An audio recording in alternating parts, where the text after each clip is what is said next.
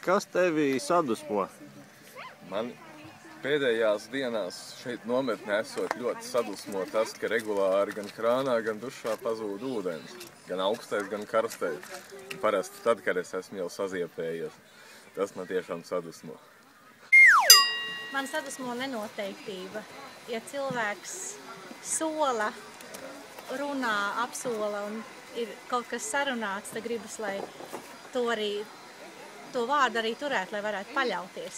Un ja nesanāk, man liekas, mēs diezgan bieži daudzi ātri mainamies, vējam līdzi, bet gribētos, ka mēs esam, ja mēs solām kaut ko, tad mēs turam vārdu. Meitenes, kas jūs sadusmo?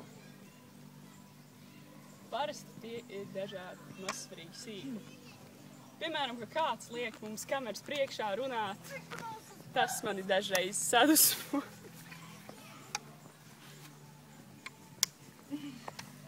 Vai 8 no rīta tev piezvan kāds, vai ne tu vari gulēt visu dienu?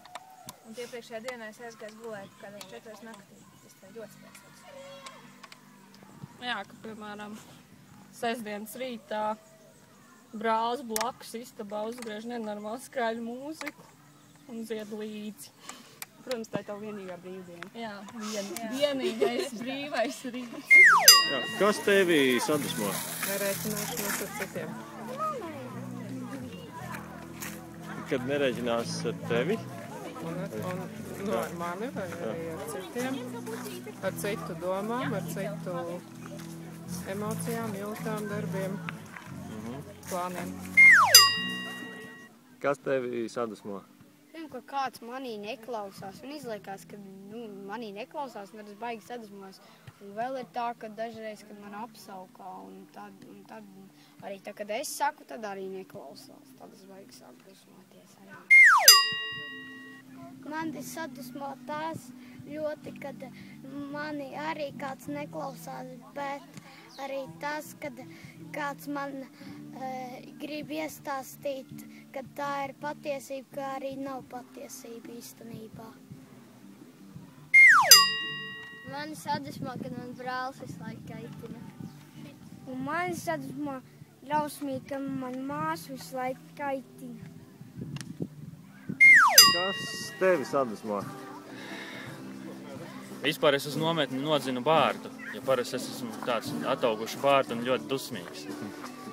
Tagad es apņēmies būt mazliet pozitīvāks. Dusmas ir tā, ka, es parasti dusmojos par neizdarībām, teiksim, par kaut ko tādu, teiksim. Ja kāds kaut ko neizdara, kas ir plānots un teiksim, kaut kādas kļūdas, teiksim, uztais un tāds tīri profesionāls.